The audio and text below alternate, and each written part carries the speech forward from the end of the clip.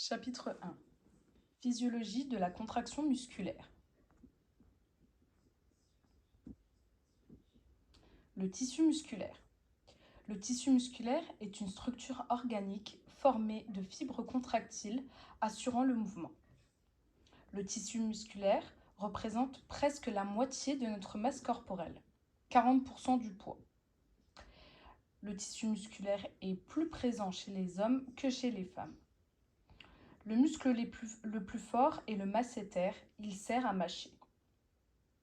Le tissu musculaire est composé de cellules musculaires, myocytes, des fibres musculaires, du tissu conjonctif, des vaisseaux et des fibres nerveuses.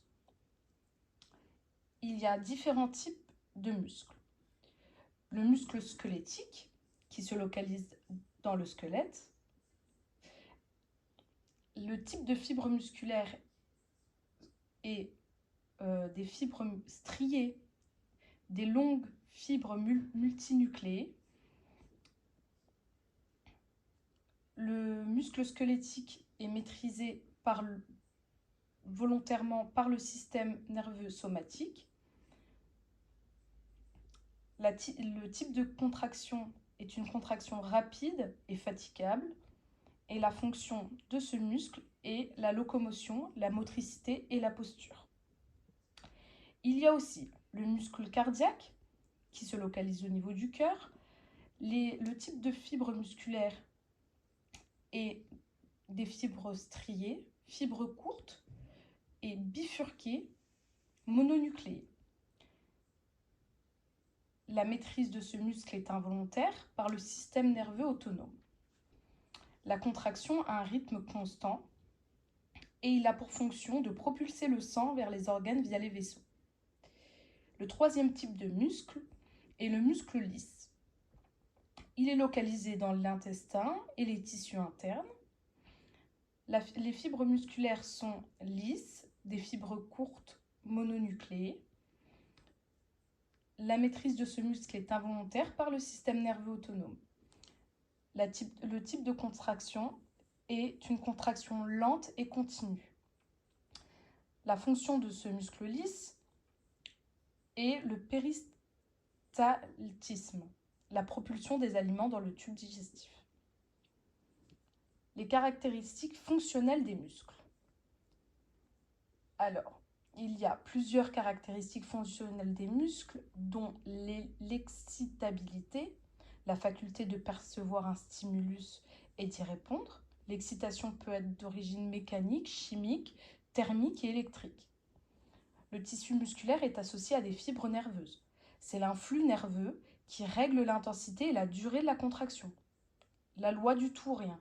Le muscle se contracte ou non. La contractilité, c'est la capacité de se raccourcir, de rapprocher ses extrémités et de déplacer les éléments de sa structure. Les différentes phases de la contractilité sont la phase de latence, le temps qui s'écoule entre l'évolution de la stimulation nerveuse et le début de la contraction musculaire, la phase de contraction, ce qui signifie le raccourcissement du muscle, et la phase réfractaire. Le muscle ne répond pas et c'est la phase de récupération du muscle. L'élasticité, c'est la capacité de se laisser allonger par traction et de revenir à sa position première. Il a pour rôle d'amortisseur, par exemple lors d'un allongement particulier, de supprimer les chocs, d'éviter les accidents et d'améliorer le rendement. Pour un meilleur rendement musculaire, il faut que le muscle soit chaud. La tonicité, c'est la propriété de maintien en dehors de tout mouvement d'un état de tension. Le tonus musculaire, c'est un état de légère contraction permanent involontaire. Il dépend des connexions nerveuses. L'absence de ces connexions ou de mauvais fonctionnement peut conduire à une perte de tonus. La synergie du muscle. Plusieurs muscles peuvent s'associer pour produire un mouvement. Les caractéristiques fonctionnelles des muscles sont donc l'excitabilité, la contractibilité, l'élasticité, la tonicité et la synergie musculaire. l'organisation des muscles striés squelettiques.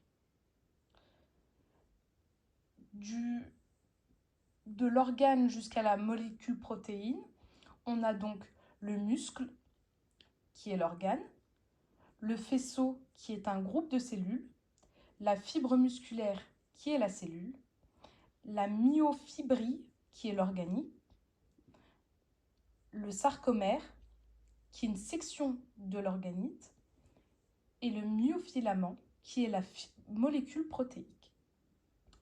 Les enveloppes musculaires.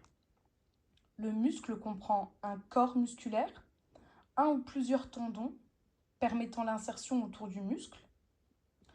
Le corps musculaire correspond à plusieurs centaines de fibres musculaires regroupées en faisceaux. Autour de chaque faisceau, on a un périmysium. Le faisceau, constitué de plusieurs fibres musculaires. L'endomysium, autour de chaque fibre musculaire, il sépare les fibres musculaires et c'est un isolant électrique en doublant la membrane excitable de la cellule musculaire, le sarcolème. Les fibres musculaires.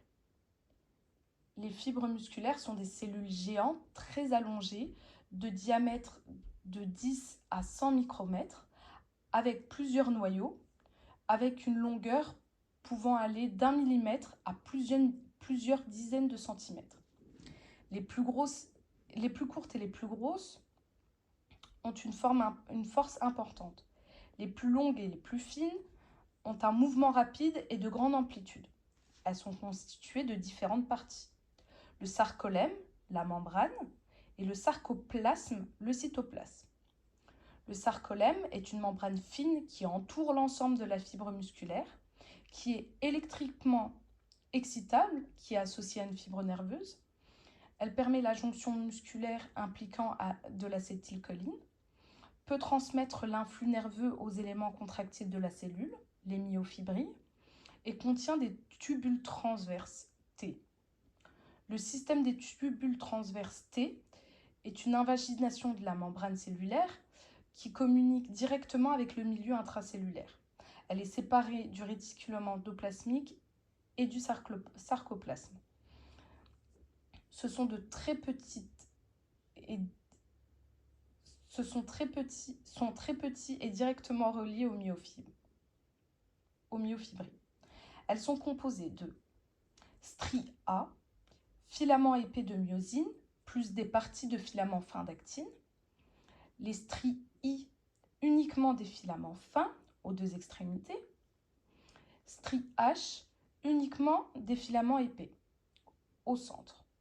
Strie M, c'est la molécule protéique reliant les filaments épais adjacents. Le sarcoplasme possède plusieurs noyaux, de nombreuses mitochondries, des inclusions de glycogène et de lipides pour la source d'énergie, du réticulum sarcoplasmique et des myofibrilles. Le réticulum sarcoplasmique est un réservoir de calcium.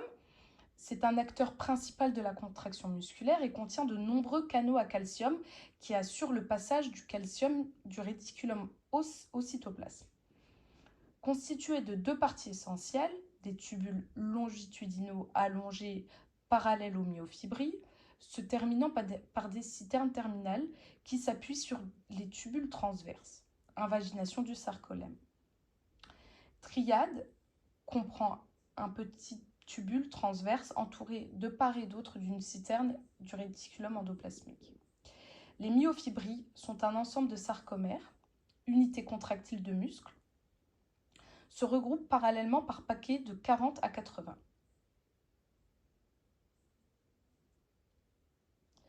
Le sarcomère est la plus petite unité fonctionnelle de la myofibrie. Sa longueur peut aller de 1,5 à 2 micromètres. Elle est constituée par l'assemblage de microfilaments d'actine fins et de myosine épais. La contraction consiste à un glissement des fibres de myosine le long des fibres d'actine. Les microfilaments. Les filaments fins ont un diamètre de 7 nanomètres. et sont composés d'actine, de tropomyosine et de troponine. Les filaments d'actine sont constitués de 2 chaînes latérales qui s'enroulent l'une autour de l'autre pour former une double hélice. Le filament tropomyosine, c'est un filament qui se fixe dans le sillon central entre les 2 brins d'actine. Chaque molécule de tropomyosine s'étend sur environ 7 monomères d'actine. L'état de repos de la fibre empêche donc la fixation entre l'actine et la myosine. Les filaments de troponine sont composés de 3 sous-unités, la troponine T avec une liaison troponine-tropomyosine, la troponine I qui a une activité inhibitrice de l'activité ATPasique de la myosine, la troponine C qui a 4 sites de fixation pour le calcium. Si les sites sont occupés par les ions calcium, il y a inhibition de la troponine I. Les filaments épais sont les filaments de myosine qui ont un diamètre de 15 nanomètres. C'est une molécule constituée de 2 chaînes lourdes et de 4 chaînes légères. Les chaînes lourdes sont composées d'une tête N-terminale avec une activité ATPasique et d'une queue C-terminale. Elles sont associées en 2 groupes tête bêche de plusieurs molécules de myosine, de 20 à 400 selon les muscles.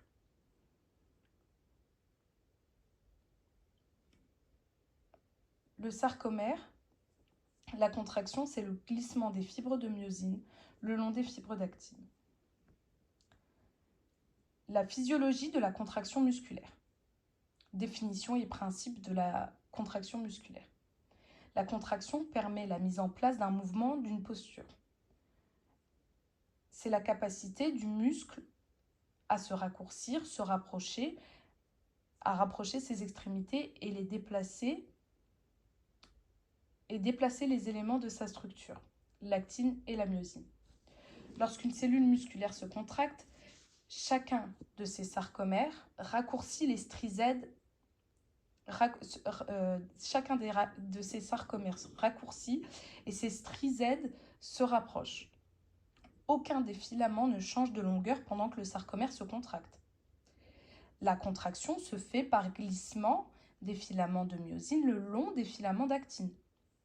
Le principe est en 4 étapes, avec l'étape 1, l'excitation ou la stimulation, avec l'arrivée du message nerveux sur la fibre neuromusculaire, la jonction neuromusculaire qui se forme, l'unité motrice.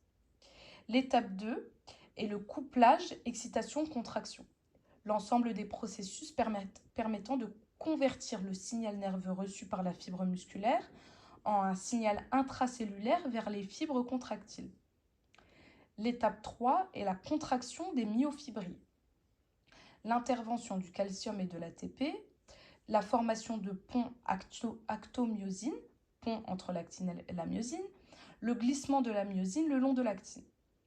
Et l'étape 4, la relaxation, le retour de la cellule musculaire à l'état de repos.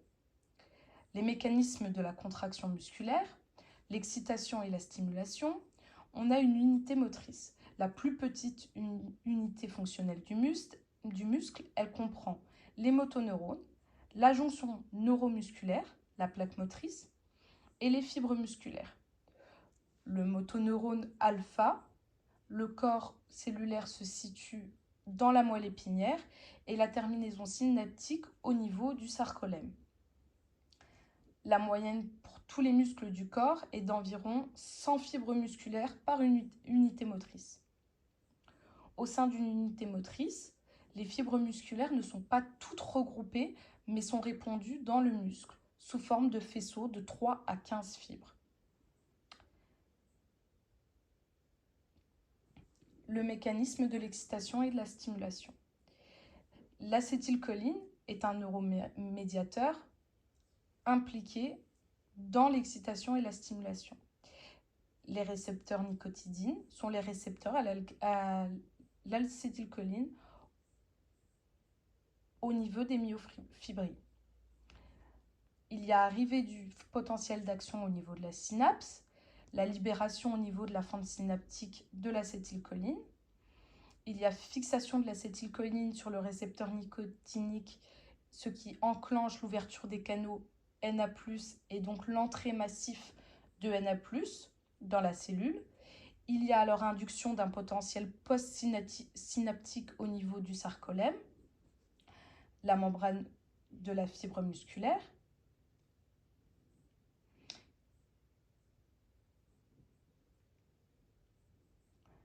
L'action du curare sur les synapses neuromusculaires. Le curare est un poison mortel utilisé par les Indiens d'Amérique. Une expérience a été faite sur une fibre musculaire isolée où l'on dépose des gouttes d'acétylcholine et des gouttes d'acétylcholine plus du curare à différentes doses.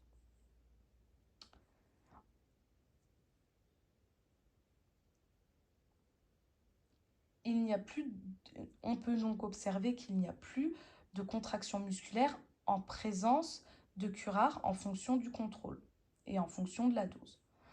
Le curare inhibe l'action de l'acétylcholine et donc la contraction musculaire.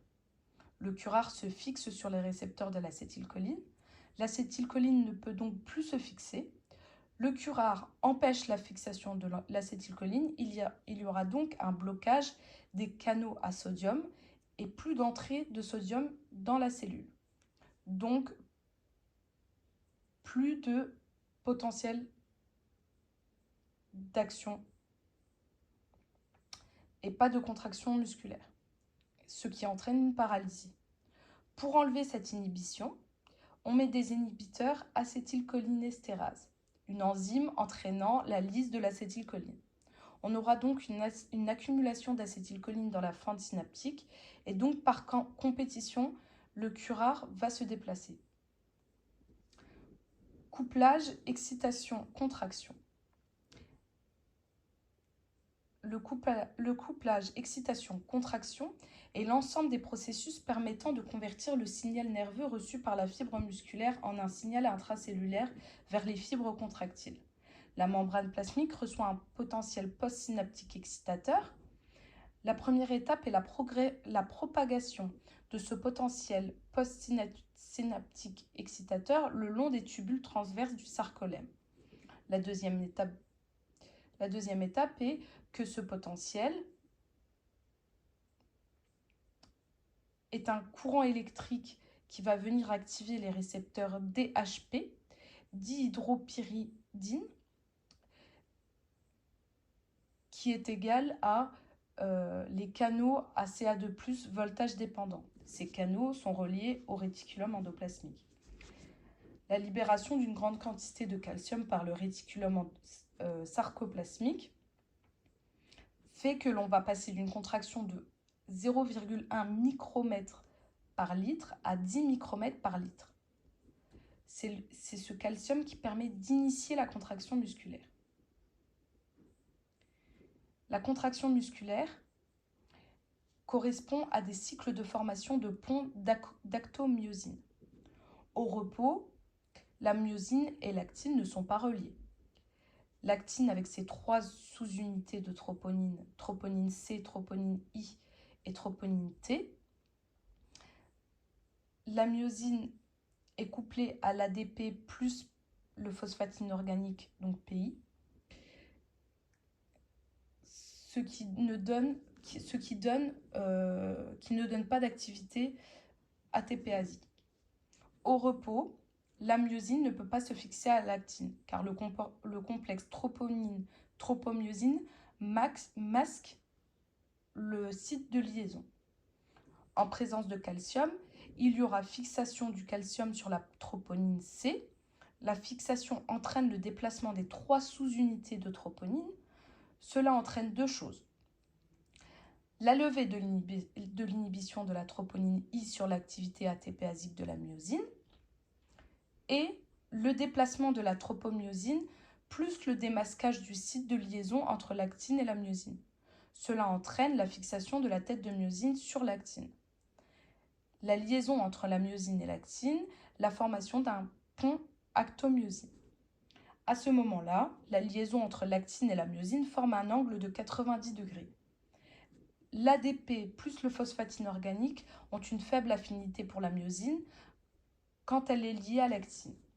Dans cette configuration, l'ADP et le phosphate inorganique se détachent de la tête de myosine.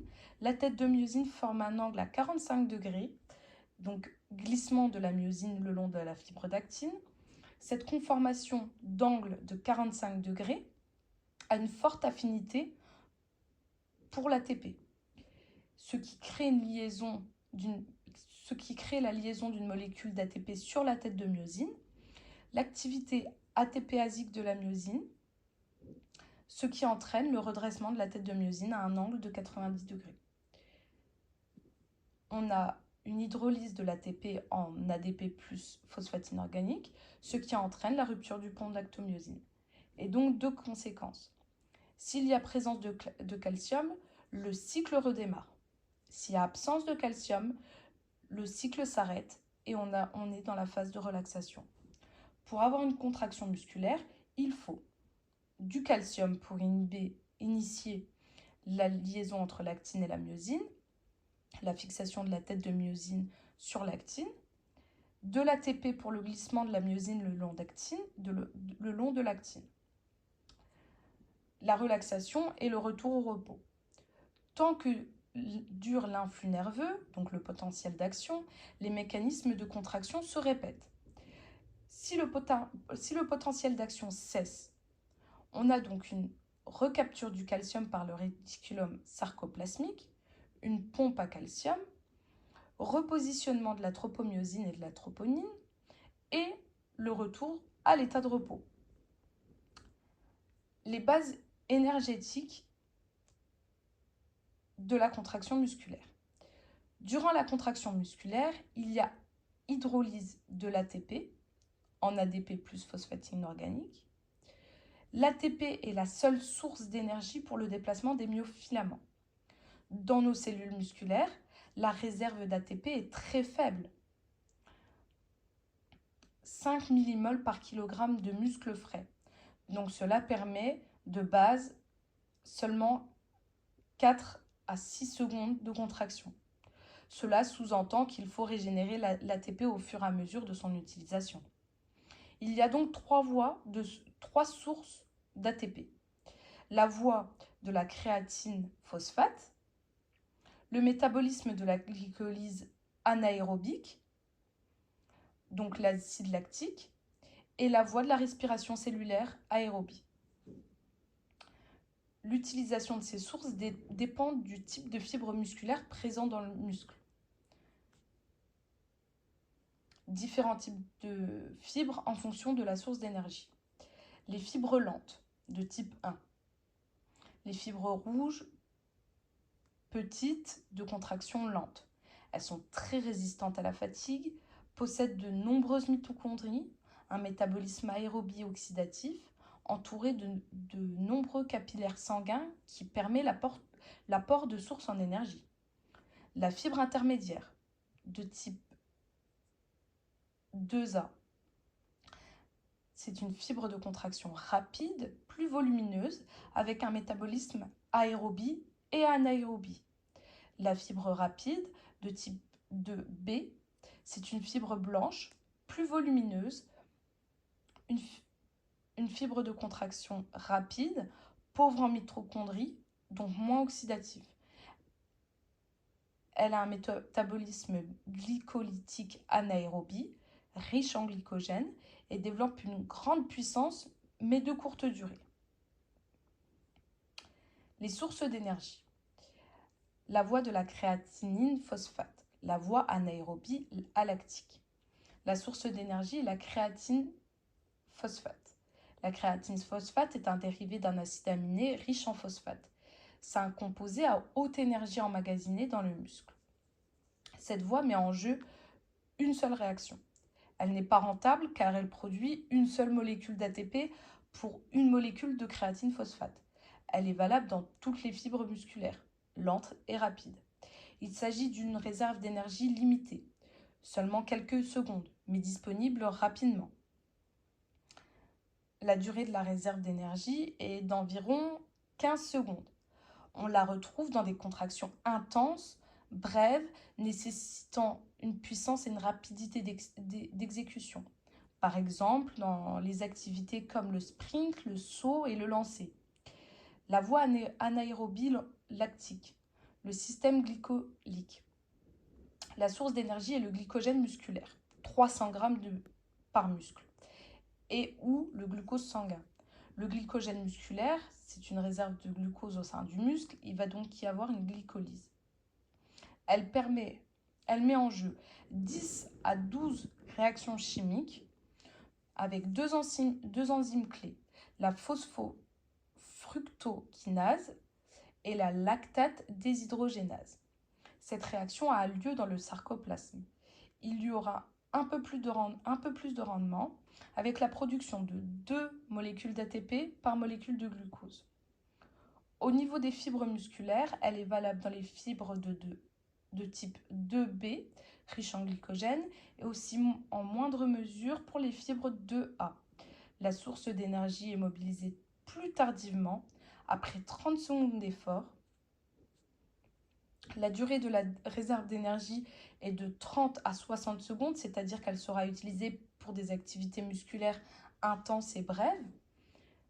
Sprint de 200 à 400 mètres, on a des mouvements rapides et puissants. Il y a des problèmes qui peuvent survenir tels que l'accumulation d'acide lactique dans le sang, l'acidose ou une fatigue musculaire. La dernière voie de source d'énergie est la voie de la respiration aérobie, système oxydatif. Il y a implication du système oxydatif de la cellule avec une dégradation du substrat en présence d'O2. La réaction se réalise dans le cytoplasme et une partie dans les mitochondries. Il y a 2 types de substrats énergétiques. Les réserves de glycogène, musculaires ou hépatiques, les lipides, ou peu de tissu musculaire ou tissu adipeux, en grande quantité, l'oxydation des glucides et des lipides permet la production d'ATP et d'énergie. L'oxydation des glucides, la glycolyse, glycogénolyse, même processus que dans le système glycolytique. Le glucose passe ensuite dans le cycle de Krebs. Elle permet la production de 36 molécules d'ATP. Le temps de mise en place est d'environ de 2 à 3 minutes. L'oxydation des lipides, les triglycérides, la lipolyse avec la dégradation des triglycérides production de glycérol plus 3 acides gras, la dégradation des triglycérides en acides gras, la bêta-oxydation des acides gras dans le cycle de Krebs permet de produire 129 molécules d'ATP. La mise en place est beaucoup plus lente, elle se met en place en environ 20 à 30 minutes, car il faut d'abord une lipolyse dans le tissu adipeux, transfert dans le sang et arrivée dans le muscle. Cette voie est valable pour les fibres de type 1, riches en mitochondries, et dans une moindre mesure dans les fibres de type 2A. La durée de la réserve d'énergie est de plusieurs heures. Elle est associée aux activités musculaires modérées d'endurance de type marathon. Utilisation des sources d'énergie en sport. Première ressource, la créatinine phosphate ATP, puissance très important, pic rapide, capacité faible, voie aérobique à lactique. Deuxième source, la glycolyse anaérobie, la puissance élevée avec un pic à 6 secondes, voie anaérobie lactique. Et la troisième voie, la voie oxydative avec une puissance élevée, pic à 6 secondes, la capacité moyenne 90 à 120 secondes, par la voie aérobie. En fonction de la durée de l'exercice, on n'utilise pas la même source d'énergie.